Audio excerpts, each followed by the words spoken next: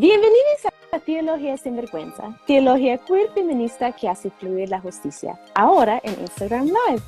Aquí penetramos temas relevantes, disfrutando los sabores y texturas de la Biblia para producir teología queer feminista que caliente nuestros corazones, y haga venir la justicia.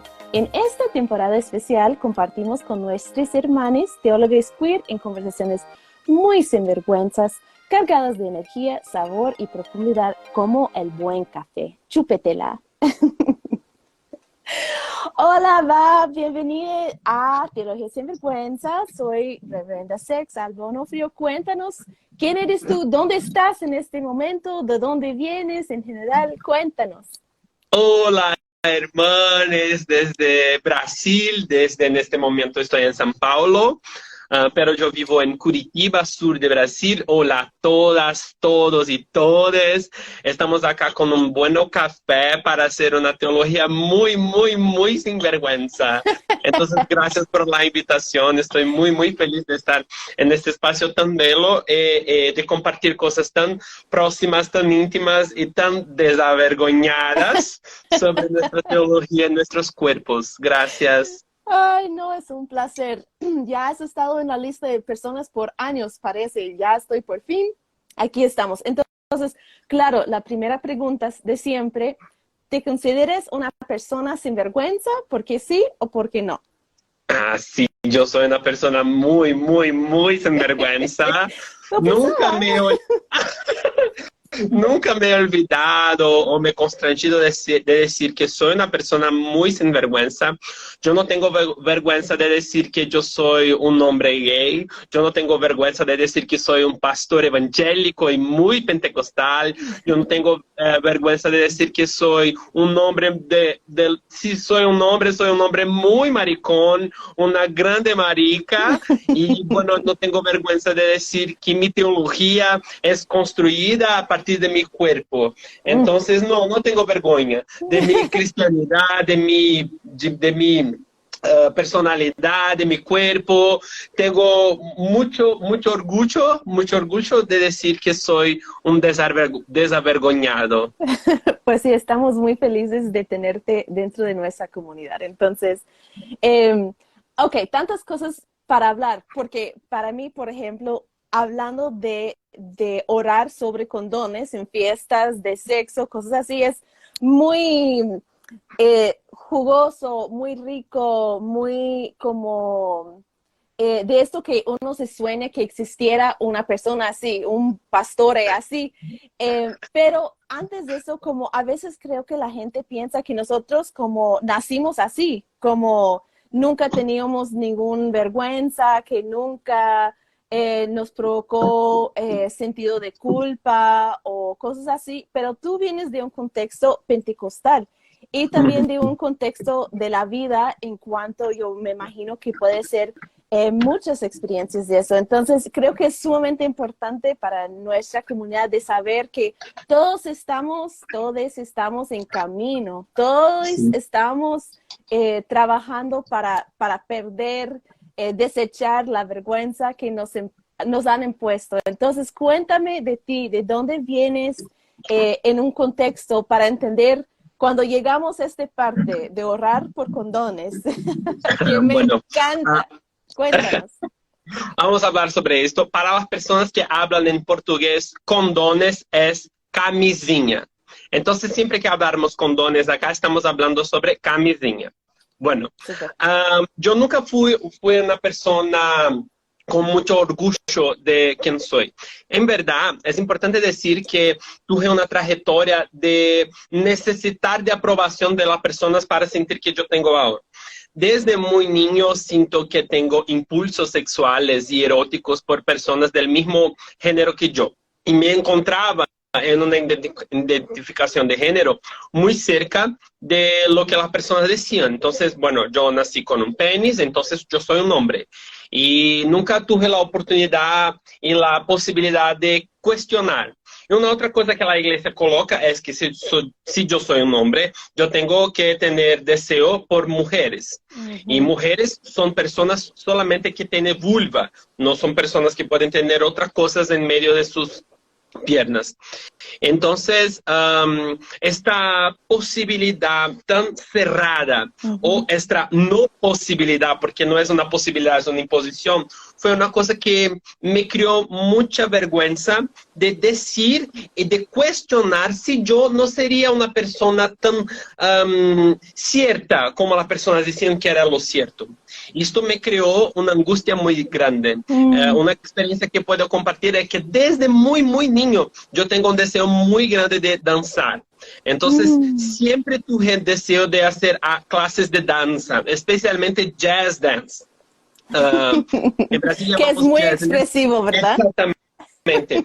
Pero, porque no podía, obviamente, probablemente, muy probablemente, si yo pedir a mi papá y mi mamá para hacer clases de danza, probablemente irían a aprobar.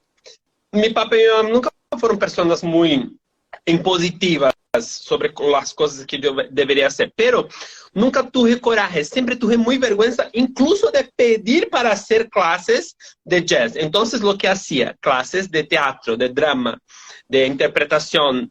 ¿Por qué? Porque mi vergüenza creaba otros caminos para vivir cerca de lo que quería. Entonces, mi trayectoria fue una trayectoria de asumir algunas vergüenzas y crear posibilidades, estrategias para cruzar otras posibilidades de ser mi cuerpo.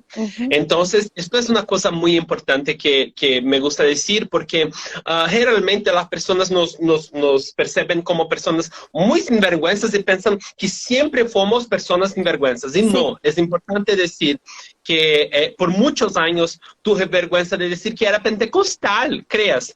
Yo trabajé en una organización misionera que trabajaba con universitarios, personas que estudiaban en la universidad. Y la universidad es muy reflexiva, muy pensativa, muchos teóricos, libros, muchos muy libros. serios. Sí, muy reflexivos, filosóficos, teológicos.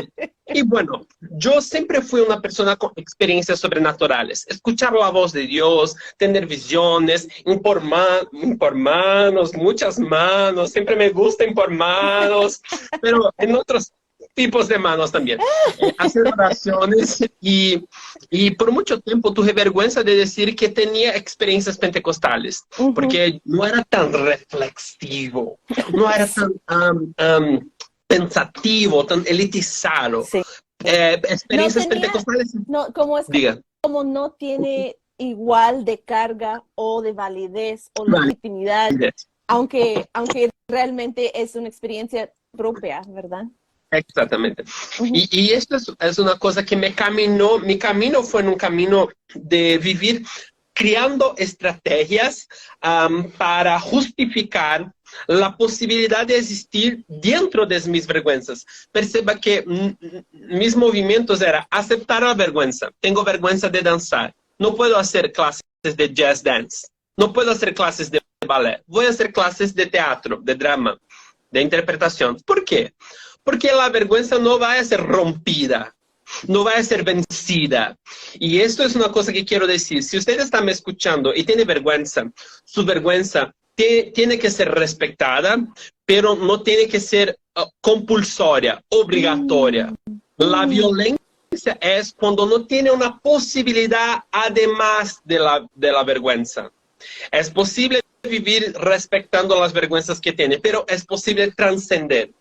Y después que yo fui descubierto como un hombre gay, porque nunca me salí del closet, yo fui tirado del closet porque mi historia se fue descubierta.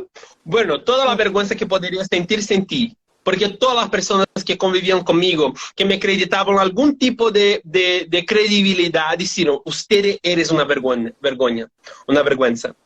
Y me sentí con mucha vergüenza de ser quien soy. Y no podía cambiar.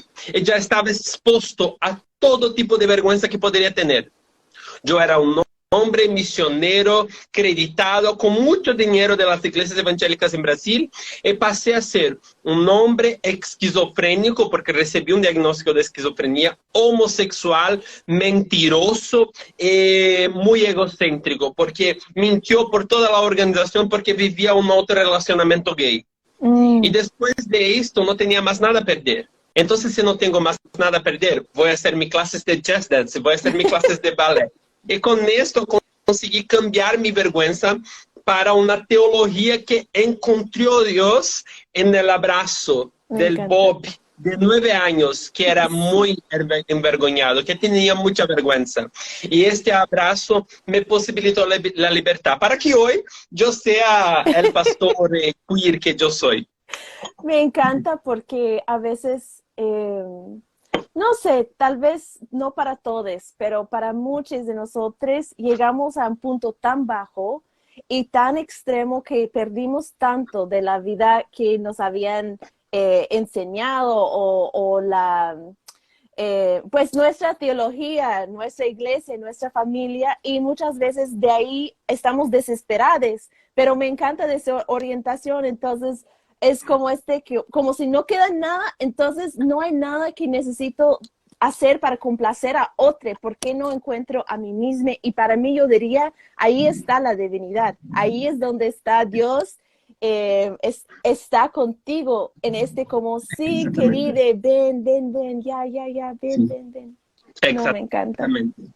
Exactamente. Y esto es una posibilidad incluso de encontrar una teología que pasa por la vergüenza, pero comprende que la vergüenza no es el final destino. No es el destino final. Hay más allá, hay más después. Sí, la vergüenza es una parte importante, pero no es del todo. Dios está en la vergüenza, está también después de ella. Hay posibilidad. Yo no creo que la vergüenza sea una obligatoriedad. Yo no creo hoy en nuestras organizaciones, Teología Sin Vergüenza, Evangélicos por la Diversidad, nuestras iglesias, trabajamos para que las personas tengan posibilidad de un cristianismo orgulloso, sin pasar por la vergüenza que nosotros pasamos. Ustedes y yo y otras personas queer pasamos por experiencias de vergüenza, de estarmos en nuestro cuarto y decir, Dios, estoy muy envergonzado de lo que acabo de hacer.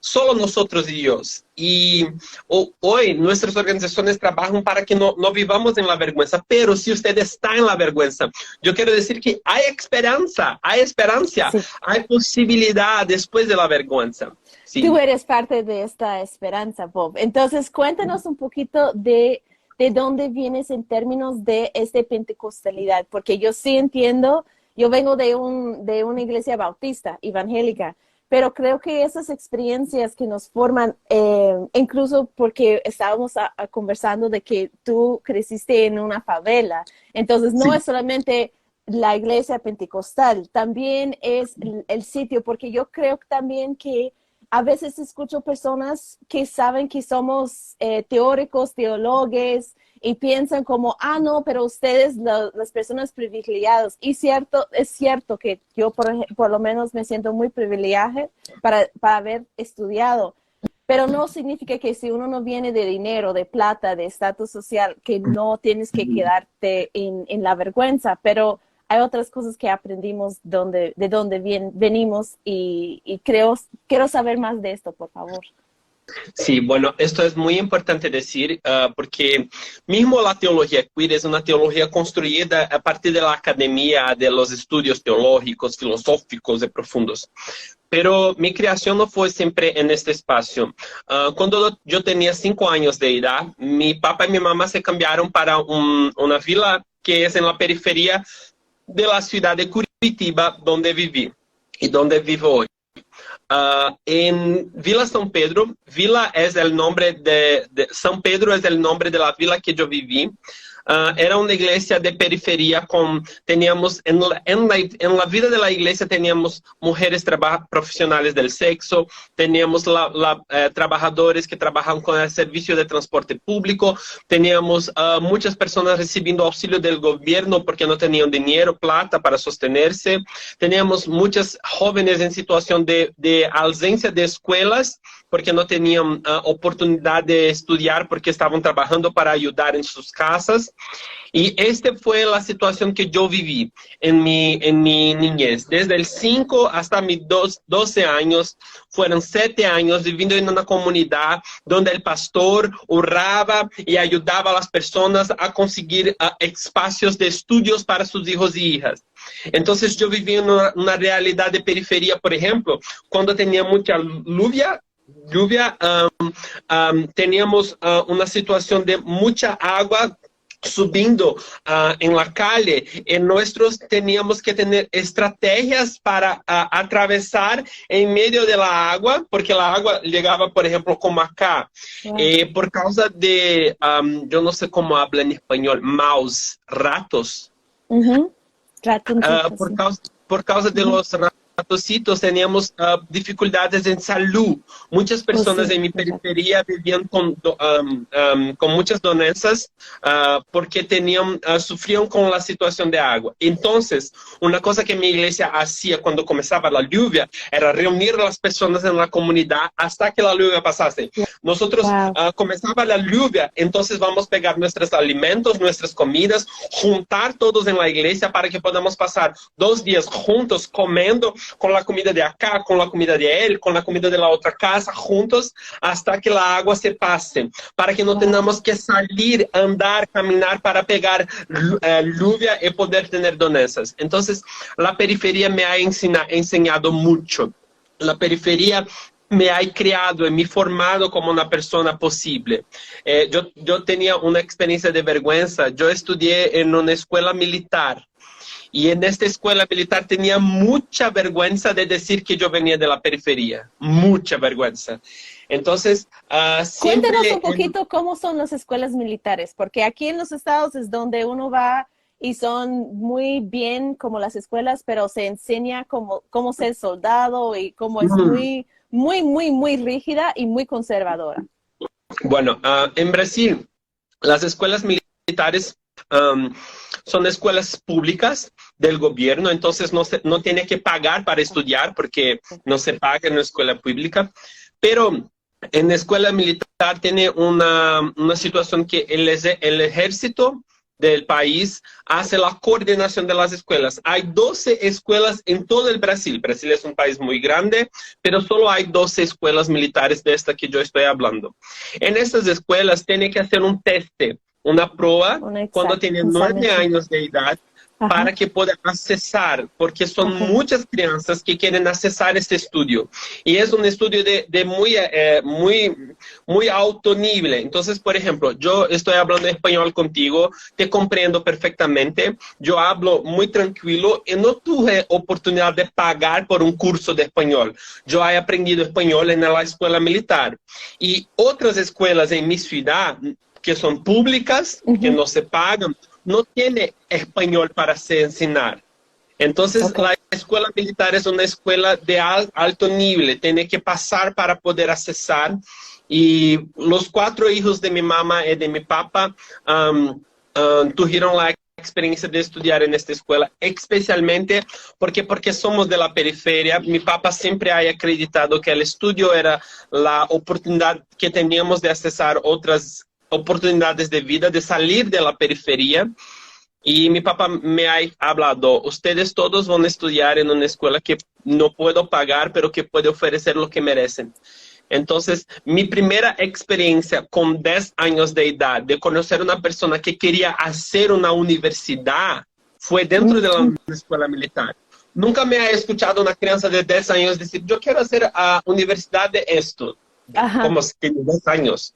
Que quiere estudiar. Entonces, la perspectiva de vida, intercambio, ¿qué es intercambio? Vivir en otro país por 2 años para estudiar, ¿qué es esto? ¿Cómo así?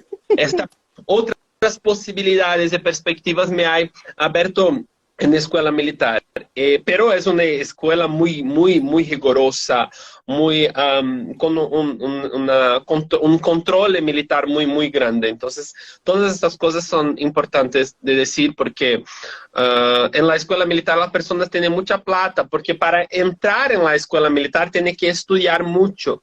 Y muchas personas que tienen dinero pagan profesores particulares para estudiar.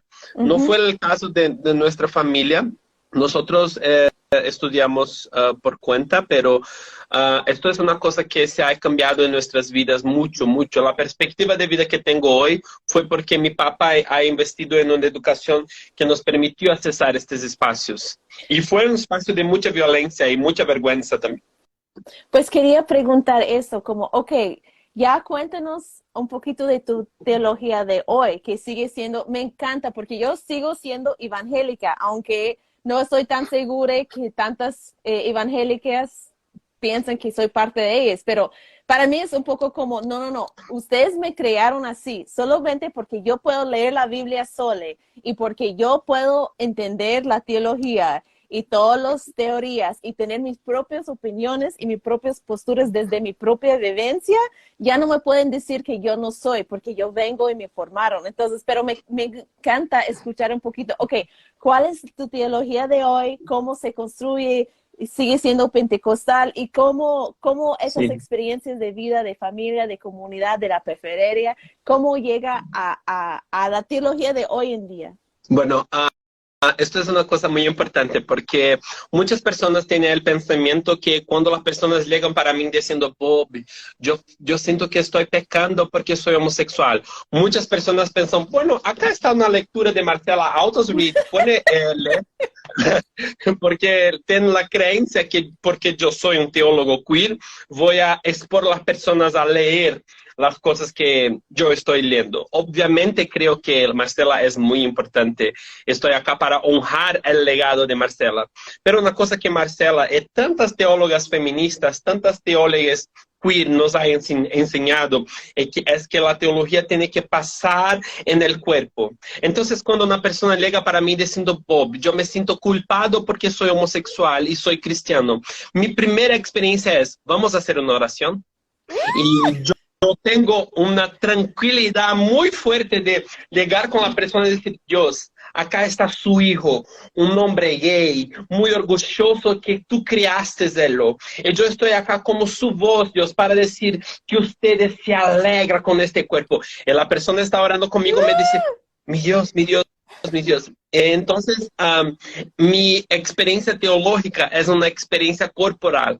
Yo invito a las personas a orar, invito a las personas a muchos cafés, muchas experiencias, cafés, jugos, cervezas, sodas, lo que puedes tener.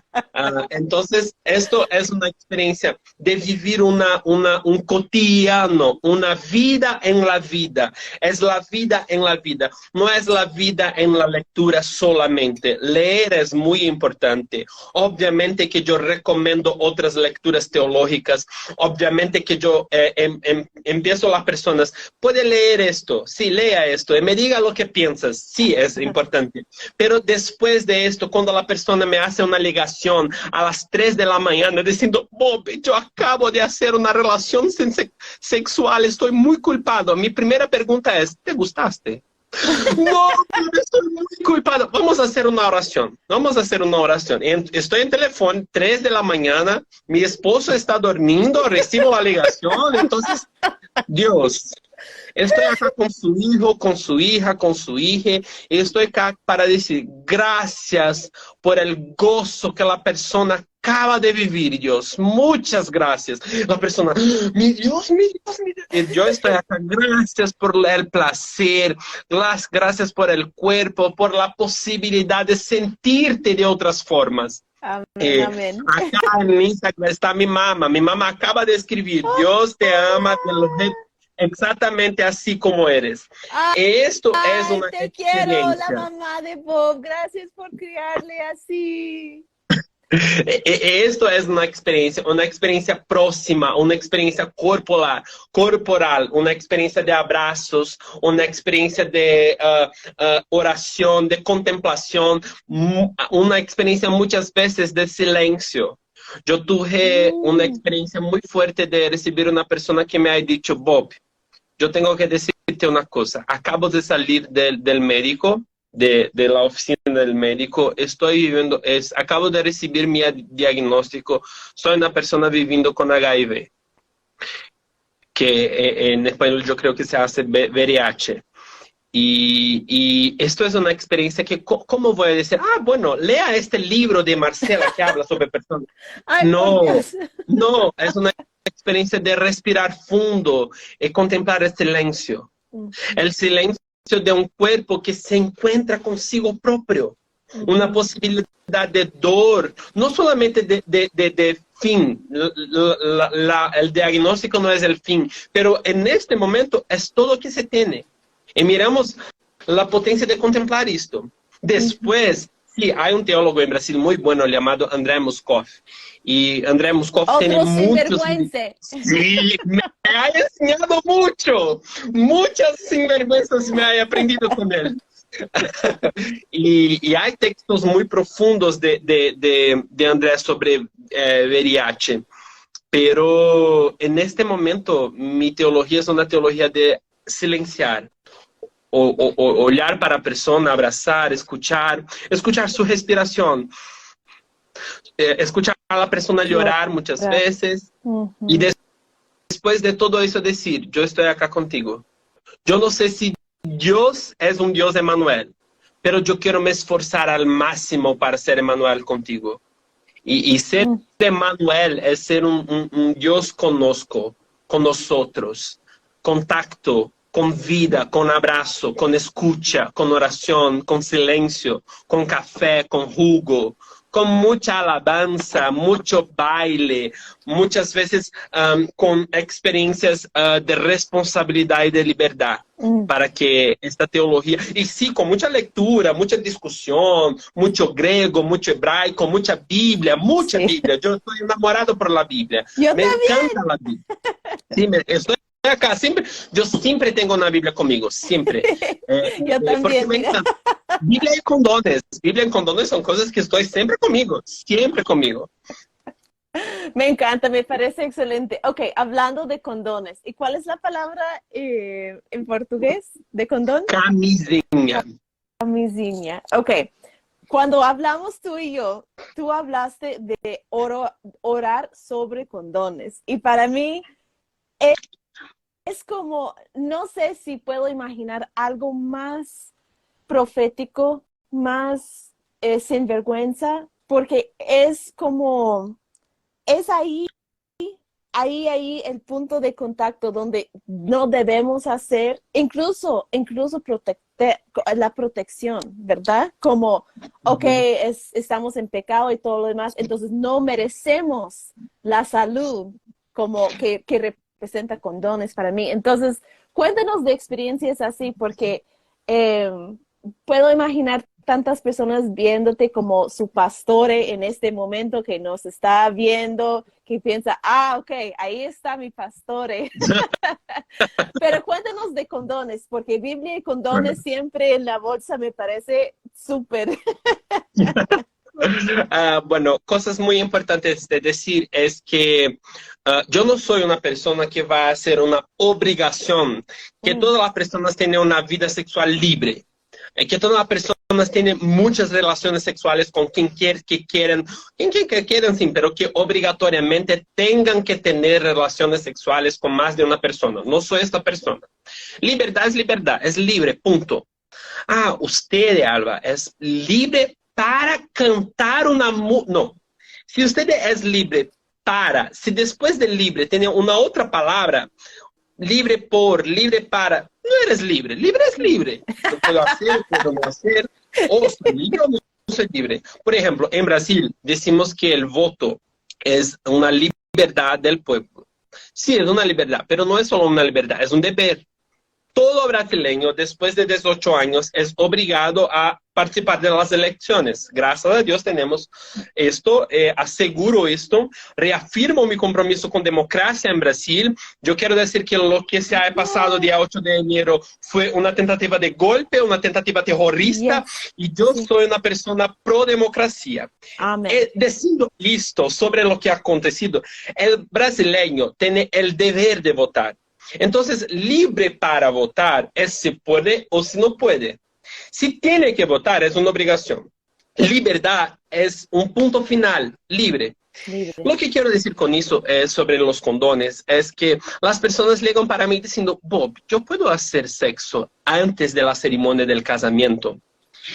Y yo siempre digo, ¿en qué momento la Biblia dice que necesitas de un pastor diciendo que estás casado para poder hacer sexo? Y siempre invito a las personas a leer el Cántico de los Cánticos, Cantares de Salomón. Me encanta. Siempre, me encanta. Y dentro de esto, cuando las personas llegan para mí diciendo, Bob, yo quiero decir, yo estoy indo a pecar. ¿Qué va a hacer pecar? Estoy indo a pecar. Sí, porque estoy indo a una fiesta. En esta fiesta hay muchos cuerpos que yo quiero tener relaciones sexuales. Y yo sé que Dios no aprueba esto. Y me digo, ¿qué? Dios no... ¿Las personas estarán siendo forzadas a hacer sexo con ustedes? No, las personas son libres.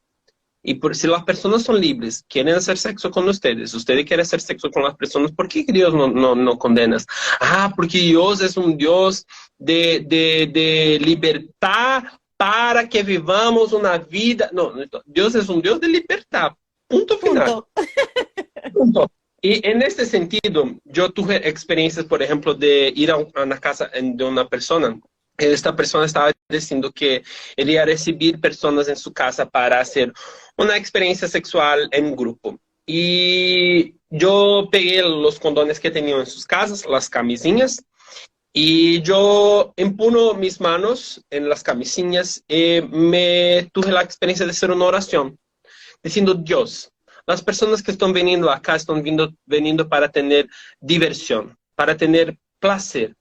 Entonces, Dios, las personas que están viniendo con intenciones no buenas, intenciones de furar. En Brasil tenemos la experiencia de personas que hacen un pequeñito furo en los condones para que tenga vazamiento de los semens.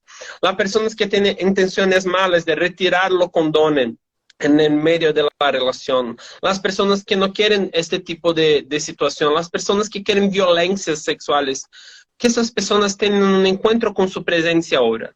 Y que en este encuentro con su presencia las personas perciban que no tenemos que tener vergüenza, que podemos ser libres y que la libertad con responsabilidad es un orgullo. Y en este momento estaba impondo manos sobre los condones, sobre los lubrificantes, sobre otros brinquedos que tenían en el espacio, pidiendo que Dios manifestase su gloria, manifestase su presencia en esta noche que la persona iba a tener. No me fui invitado, quería decir que no fui, solo me invitan para orar, Pero es que es muy importante decir que yo quiero a Dios en todas las partes de mi vida. No hay una parte de mi vida que yo tengo vergüenza de presentar a Dios. Dios es el Dios de mi espiritualidad, es el Dios de mi vida profesional, es el Dios de mi casamiento, es el Dios de todo mi cuerpo, incluso de mi sexualidad, incluso de mi placer. Dios es un Dios que es la totalidad del amor. Dios es el amor ágape, es el amor sobrenatural, es el amor divino. Dios es el amor fileo, que es el amor de amistad, de relaciones familiares, y Dios también es el amor erótico. No podemos decir que Dios no es el amor erótico. Y si Dios es amor erótico, yo quiero explorar las posibilidades de vivir una experiencia con Dios en mi eroticidad. Mi erótico es parte, yo presento a Dios mi erótico, toda la experiencia erótica que tengo, mí y mi esposo juntos, tenemos la experiencia de decir, Dios, estos son nuestros cuerpos. Queremos encontrarte en este cuerpo. Queremos encontrarte en esa sinvergüenza. Porque usted está allá. Usted no está solamente después. Dios, yo estoy yendo acá para una cosa, bueno, gracias, hasta luego. No, Dios, venga conmigo. Venga conmigo, entras en mi cuerpo, habitas en mí, en todo el tiempo. Y cuando yo estiver haciendo una respiración ofegante, el Señor está ya conmigo, respirando conmigo. Esto es una cosa muy importante, que hace con mucha oración, con mucha bendición, mucha pentecostalidad, muchas lenguas distintas, muchas manos impuestas, un óleo que unge, una cosa maravillosa. Ok, quiero retomar lo que dijiste porque por si acaso alguien no lo escuchó bien. Esta idea de que si Dios es amor, es todo tipo de amor, no solamente ágape. Entonces cuéntenos, ya estamos en la parte de enseñanza, pero creo que es importante porque es una teología, es un principal, como es fundación de una teología, ¿verdad? Que Dios es amor. Y mucha gente habla, Dios es amor, y lo están hablando de que no debemos ejercitar violencia contra otra persona, pero no lo están diciendo como Dios está en lo erótico. Entonces, cuéntenos un poquito de su profunda experiencia intelectual y también vivencia. ¿Cuáles son las formas de amor en que nos encaja Dios? Pero para ti, ¿cuáles son las otras opciones en donde está Dios? Bueno, eso es una cosa muy placerosa de decir. Y yo quiero decir placerosa, placer. Hay mucho placer en hablar sobre el amor de Dios. Porque muchas personas gustan de decir sobre un Dios que se tiene que tener temor, respeto. Y sí, es verdad. Pero el temor y el respeto, yo tengo con mi esposo, por ejemplo. Y el fato de tener temor y respeto a mi esposo no hace que yo no tenga relaciones sexuales con mi esposo. Entonces yo estoy a dormir y mi esposo, buena noche, un besito solamente, yo te respeto. Yo tengo temor por usted, mi esposo, Guilherme. Guilherme, no vamos a tener relaciones sexuales, yo tengo temor y respeto por usted. Comprender una relación de intimidad es comprender que yo voy a tener temor, respeto y placer. Esto es una dimensión de amor. Yo soy compañero de Guilherme. Entonces, ¿lo que significa esto? Que estoy para llorar con Guilherme, estoy para apoyar en lo que necesitas. Es que todo que Guilherme vive y tiene como importante es importante para mí también. Esto es muy profundo. Y también me gusta mucho encarnar el evangelio cuando estoy viviendo una experiencia erótica con Guilherme. Entonces, encarnamos Jesucristo cuando abrazamos, encarnamos Jesucristo cuando estudiamos la Biblia, encarnamos Jesucristo cuando leemos teología, encarnamos Jesucristo cuando tocamos, cuando adoramos, cuando bautizamos, encarnamos Jesucristo cuando usamos estolas, pero encarnamos Jesucristo cuando usamos harness. Cuando usamos otros tipos de... Porque Dios es la totalidad del amor. Lo que significa esto en profundidad. En profundidad significa decir que si Dios es el amor, y hablamos sobre eso en todo tiempo, Dios no es limitado, hablamos sobre esto. Dios es amor, hablamos sobre esto, y tenemos en la Biblia muchas experiencias eróticas que manifiestan el amor de Dios. Por ejemplo, siempre decimos que la teología, la tipología bíblica del Antiguo Testamento es una tipología donde encontramos Jesús en los textos del Antiguo Testamento. Voy a dar un ejemplo rápido. Ruth y Boaz. Ajá, ajá. Siempre me encanta sobre este ejemplo. Me encanta. Okay, sigue. Entonces, Boaz es Jesús. Ruth es la iglesia. Y Jesús va a resgatar la iglesia. Entonces estamos esperando nuestro resgatador. Nuestro resgatador viene, siempre viene. Estamos esperando en el momento que nuestro resgatador nos va a resgatar del sufrimiento. Y seremos su esposa amada. Por ejemplo, esto es un ejemplo bíblico. Muchas personas dicen eso, que Boaz es una tipología de Jesús en el texto de... Yo no estoy inventando eso de mi cabeza. Muchas personas... Una cosa importante de decir es que Ruth y Boaz tuvieron relaciones sexuales.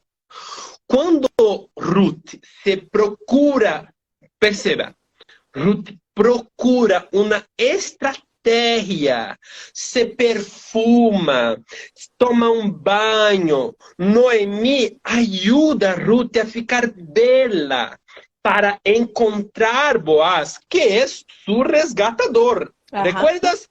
Boaz es Jesús, Jesucristo, Boaz. Una experiencia erótica acontece.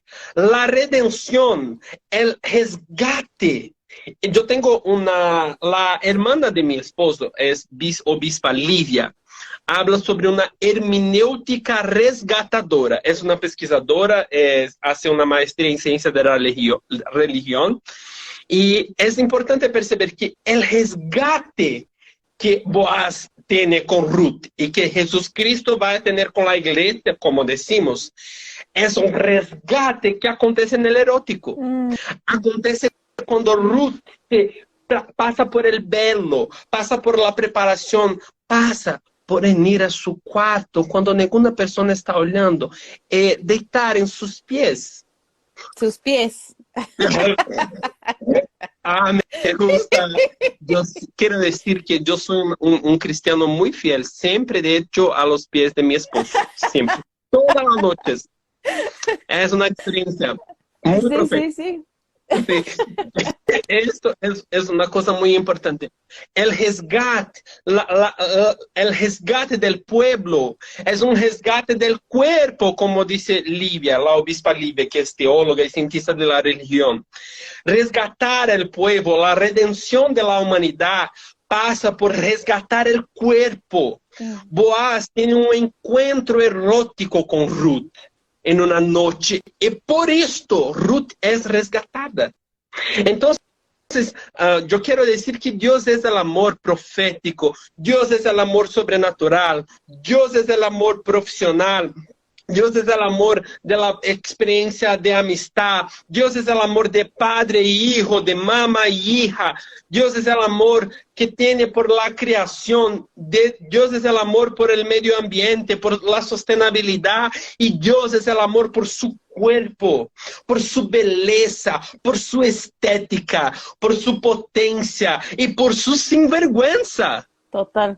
Y cuando usando esa metáfora de Ruth, no es solamente Ruth que está rescatada, ¿verdad? Es todo el pueblo que después de ese pueblo, de esa mujer, viene Jesús. Jesús. Entonces, es como, no es, y yo creo eso con todo mi ser, que nuestra comunidad, las personas queer, las personas trans, las personas que luchan por la liberación sexual, que nuestra comunidad y lo que luchamos para que estemos libres, realmente libres y punto final, ¿verdad? No libres y o libres o para, pero libres punto final, que tenemos mucho para enseñar les demás, el pueblo, la iglesia, la sociedad, porque si podemos ser libres en nuestros y nuestros cuerpos, cuerpes, ahí está la posibilidad para otras personas, porque las personas heterosexuales están también en un cárcel de la vergüenza, del deber, de toda esta construcción. Es también es una prisión para ellos también, ¿verdad? Entonces yo sí creo, igual como Ruth, sí salvó, pero no solamente ella, con ella toda su gente que también nosotros, ¿verdad? Exactamente. Por eso que yo creo que sí, voy a hacer una crítica bueno, quiero ser mucho respetado ahora, pero voy a hacer una provocación. Obviamente, tenemos que tener una movilización social y colectiva. Obviamente, yo apoyo eso. En Brasil vivimos una tentativa de golpe, un atentado terrorista que fue una movilización colectiva. Entonces, la democracia, la redención, pasa por una organización y una movilización colectiva. Sí, sí. Pero la movilización colectiva acontece, como dice la teóloga Nancy Cardoso, por la fricción de los cuerpos. Una cosa muy importante. Oh, Dios, aleluya. Es una cosa muy importante de decir. Es que la movilización colectiva no puede en ninguna circunstancia suprimir la potencia erótica del cuerpo. Mm. En nombre del colectivo, muchos movimientos sociales están colocando el cuerpo como una segunda alternativa, Ajá. un asunto secundario. No, no, no es tan importante. Por ejemplo. O que le buscamos después su liberación del cuerpo. Exactamente. Entonces, por ejemplo, hablamos sobre el racismo, sobre el machismo, el patriarcado. La gordofobia es solamente una cosa estética. Las personas, no lo sé cómo habla español, creo que las personas que tienen sobrepeso. La gordafobia para personas que están gordas. Sí. Entonces es muy común las personas dicen, la gordofobia es solamente estética, no es tan importante, Ajá. tan importante. Ajá. No, no, importante es el racismo, importante es la liberación del capitalismo. Sí, es importante, pero no estamos haciendo una disputa de lo que es más o menos importante. No estamos acá para eso. Entonces la gordofobia es tan importante cuando el combate contra la LGTB-fobia. Sí. Porque personas LGTB-fobias que son gordas reciben una exposición de exploración que pasa por una identidad política de este cuerpo. Total. Suprimir la posibilidad de se ver como un cuerpo atractivo, erótico, potente, es una cuestión social también. Exacto. Y por eso somos personas de un fe en que tan importante es un cuerpo humano que la divinidad pasó por un cuerpo humano para habitar un cuerpo humano. Entonces, no es ajeno a nuestra religión, ¿verdad? Es central. Es central. Es cristológico. Porque piensas, por ejemplo, Dios podría hacer Dios, es poderoso en todo lo que hace. Entonces, Dios podría haber dicho como, vamos a hacer, tenemos un planeta Tierra que es una geoide. La Tierra plana no existe, personas. Acá estoy para decir, yo estudio geografía. No hay Tierra plana. Entonces nuestra Tierra es como esférica y Dios podría decir, yo voy a separar la Tierra en dos.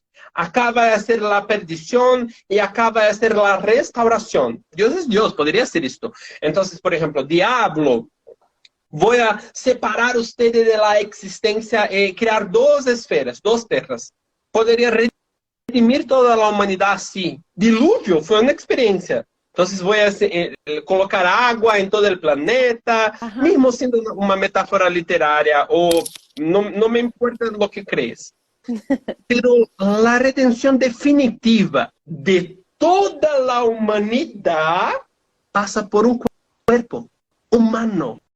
Total. Pasa por un cuerpo que sintió erótico, pasa por un cuerpo que tuve respiraciones ofegantes, por un cuerpo que sintió dolor, por un cuerpo que sintió placer, por un cuerpo que tomó vino. Es importante decir, no era jugo de uva, era vino. Entonces, ese cuerpo erótico, este cuerpo potente, encuentra la redención de toda la humanidad. De toda la humanidad, no solamente de una parte de la humanidad. Entonces, el colectivo, la redención colectiva de la sociedad pasa por un cuerpo. Y esto es importante. Tan importante.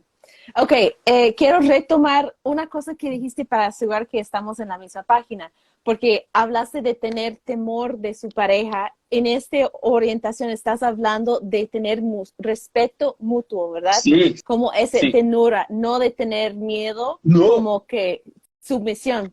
Entonces, cuéntanos un poquito de tu teología en cuanto a los vínculos, porque no sé en tu caso, pero en mi caso siempre quieren saber quién es el hombre y quién es la mujer. Es como, ¿qué? No, pero sí, quién es pasiva y quién es activa y toda esa estupidez. Sí. Pero viene de esta orientación incluso dentro del cristianismo, que el hombre es la cabeza de la familia, de la comunidad, entonces las mujeres tienen que ser submisivas, entonces si nos van a aceptar, tiene que saber, ok, pero ¿cuál es la submisiva para saber quién es la cabeza? ¿Qué opinas de todo eso? Cuéntanos un poquito qué significa para ti o tu teología. Sí, esto es una cosa muy buena, porque muchas veces el idioma hace con que pensemos, la lenguaje hace que pensemos, ay, Bobby tiene temor por su pareja, entonces Bobby probablemente es la mujer de la relación. Primero porque si yo estaba para casarme con una mujer, yo sería heterosexual, entonces no estoy buscando una mujer, con todo el respeto que tengo a las mujeres, mi dirección de afecto no es heterosexual. Y en este sentido, temor no es en ninguna circunstancia miedo, porque el verdadero amor aparta y lanza fuera todo el miedo. Esto es bíblico. Entonces, no tengo ningún tipo de miedo de mi esposo. Y si mi Igual a esposo... Dios, ¿verdad? Porque para mí Igual- viene de esa orientación que tenemos respeto por Dios, pero podemos tener miedo de Dios. Entonces, como, ok, pero si es posible así, entonces significa está bien tener miedo de mi esposo o que mis hijos tengan miedo de mí, como esta orientación que el amor puede vivir conjunto con el miedo. Yo no creo que es así ni que eso es bíblico, ¿verdad? no, ni bíblico, ni lógico. Ni Exacto. lógico. Porque, por ejemplo, hablamos tanto sobre un Dios que tiene soberanía, sobre un Dios que tiene todo el poder, y en algún momento de nuestras vidas colocamos esta soberanía y este poder contrario a nuestras propias vidas. Y nos comportamos, ahora sí, siendo muy académico, como si estuviésemos en un gran panóptico de Foucault. Ajá. E viver sabendo que Deus me está observando, criando uma narrativa de observância, supervisão, é criar uma narrativa onde não me sinto livre. E Total. se não me sinto livre, não estou em el amor. E se não estou em el amor, não conheço Deus. Isto é bíblico e lógico. Então, não tenho nenhum tipo de medo em relação a mis afectos, com qualquer pessoa que seja, não solamente meu esposo. No puedo tener miedo de mi papá, de mi mamá. No puedo construir una relación profesional a partir del miedo. No es este tipo de relación que manifiesta, que encarna a Jesús Cristo. Las únicas personas que tenían miedo de Jesús era el imperio, los opresores. Esto es lo sistema político. Y es engraçado porque ni Pilatos tenía miedo. No es el cuerpo de Jesús era un dispositivo político comunitario. Entonces Pilatos decía, bueno, yo persona Pilatos, estoy lavando mis manos para que no hacemos. Pero el miedo no es parte del amor. Es por eso que el verdadero amor lanza fuera todo el miedo. Sobre mi casamiento, la relación es la encarnación del evangelio. Entonces, no tenemos un sacerdote y una persona servida por este sacerdocio. No tenemos una jerarquía. No tenemos papeles fixos. Entonces, por ejemplo, yo soy la persona que se responsabiliza por toda la parte de las finanzas de la casa. Mi esposo es la persona que hace la parte de la manutención de la casa para lavar las cosas. No es como si fuesen papeles fixos. Son papeles que se distribuyen y que se cambian y que se promueven en apoyo uno con los otros, en los momentos de vida que tenemos, en las demandas que tenemos, porque el principal funcionalidad que hace con que mi casamento se mantenga en pie no son los papeles, son los vínculos. Entonces, por ejemplo, yo no soy una persona organizada financieramente. Mi esposo no es una persona organizada financieramente. Entonces no podemos casar, porque ninguno de nosotros va a tener cualificación para ser la persona responsable por las finanzas de la casa. ¿Estoy casando o empleando a una persona para un trabajo?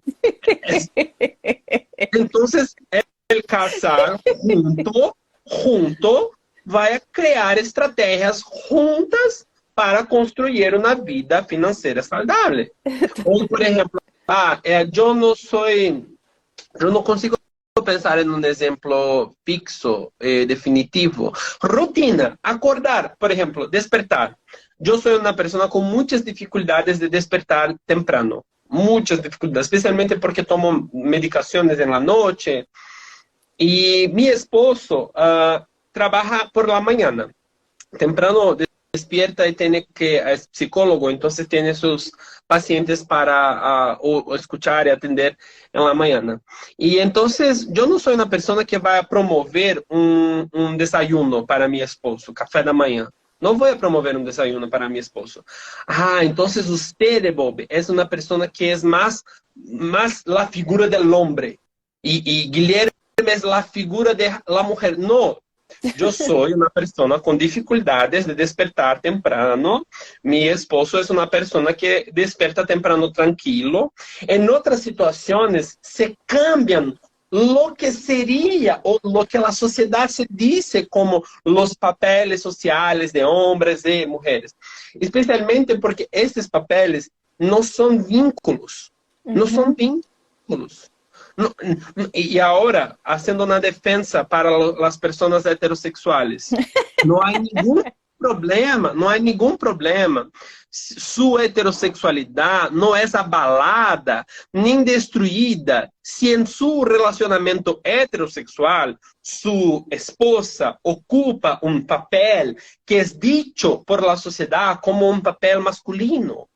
Entonces, no, su heterosexualidad no es corrompida. Si usted es un hombre heterosexual y tiene una esposa, mujer heterosexual, y usted tiene una posición social, un papel social, una función social más dicha como femenina, estoy usando comas acá, porque esto no es lo que define el vínculo.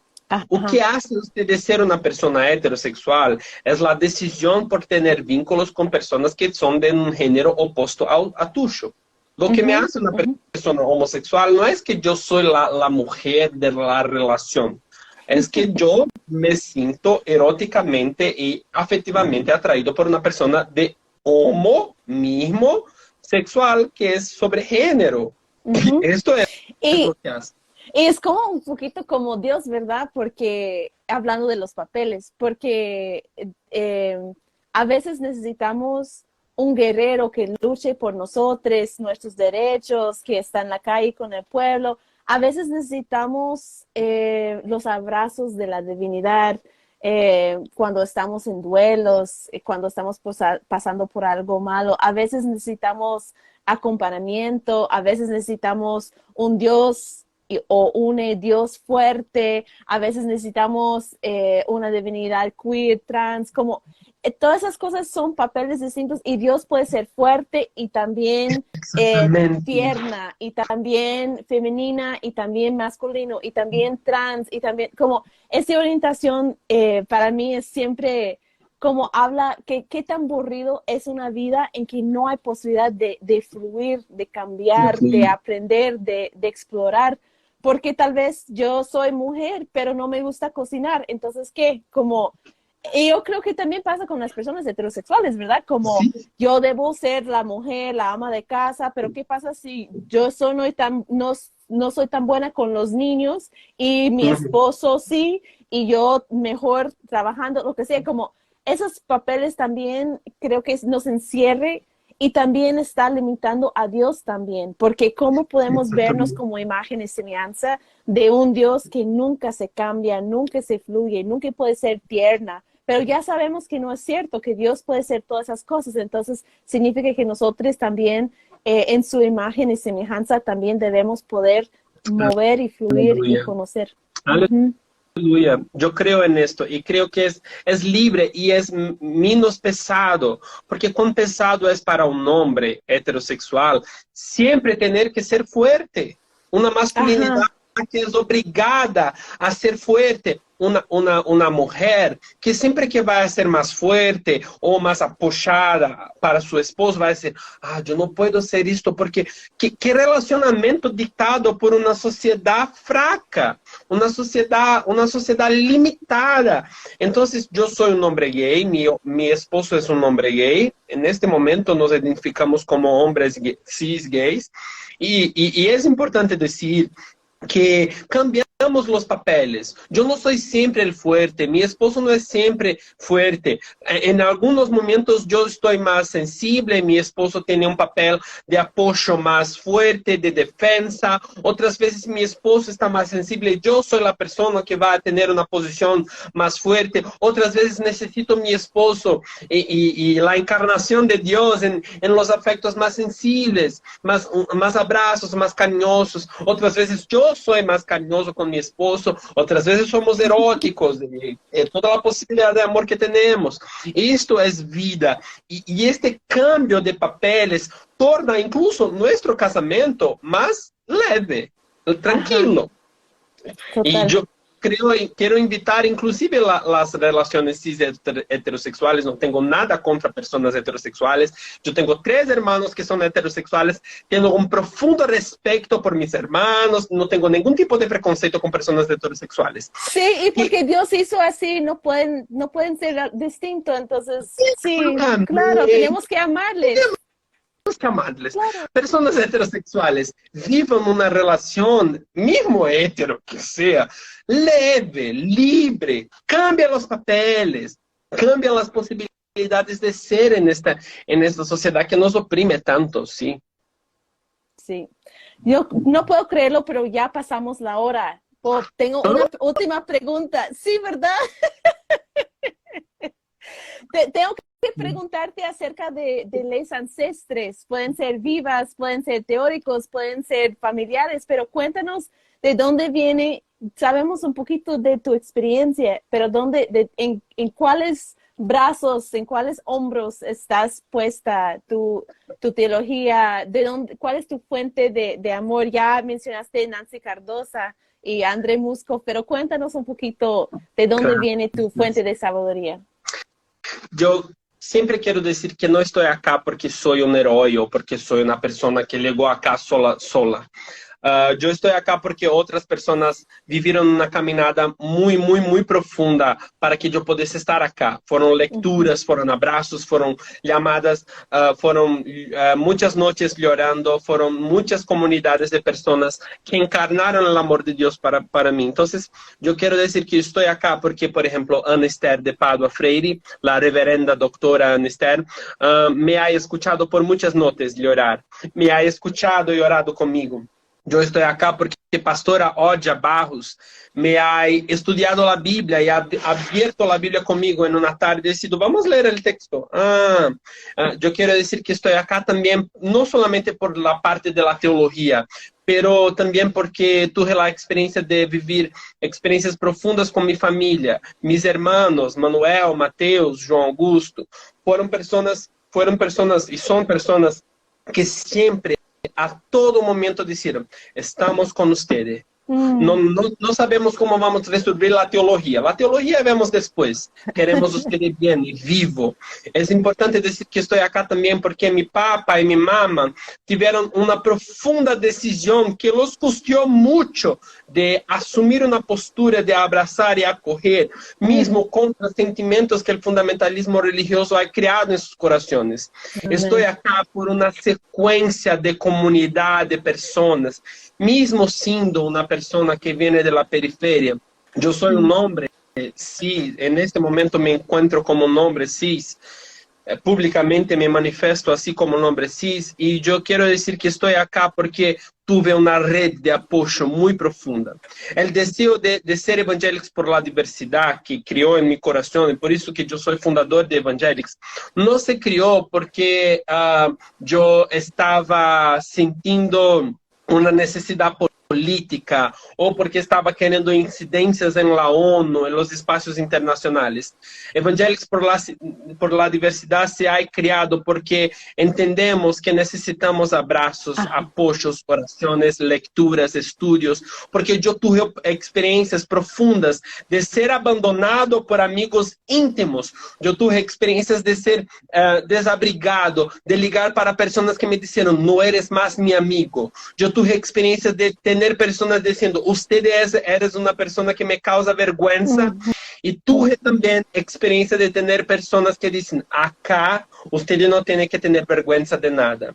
Entonces, Ujú. esta experiencia comunitaria, desde la teología académica, desde lo pastoral de la iglesia, desde el comunitario social, desde el político, me formó como la persona que soy hoy y que continuaré siendo, me construyendo como me faço, sin ninguna vergüenza. Gracias por estar con nosotros, Bob. No puedo decirte que encantada. Todo el equipo está aquí en las notas diciendo, me encanta este episodio tan poderoso. Y nuestro público, gracias por estar con nosotros en el episodio de hoy. Realmente todo el mundo estaba con corazoncitos y saludando y repitiendo las cosas proféticas que salió de ti. Gracias por estar con nosotros el día de hoy, Bob. Gracias a la comunidad. Encuéntranos en redes como @tiosinvergüenza y en casi todas las plataformas de podcast. No olvides de compartir tus ideas con nosotros usando el hashtag Las Sinvergüenzas o únete a nuestra lista de difusión en WhatsApp. Somos queer feministas sin vergüenza de tener fe. Somos teólogos sin vergüenza de ser activistas. En cada episodio encontrarás contenido teológico fuerte, rico, dulce y maduro como el mejor banano. ¿Se antoja? Entonces, sí, eres una y una de nosotros. Gracias, Bob. Un Gracias, abrazote. muchas gracias, un gran abrazo, besos, muchas gracias. Sí, hasta. Hasta luego.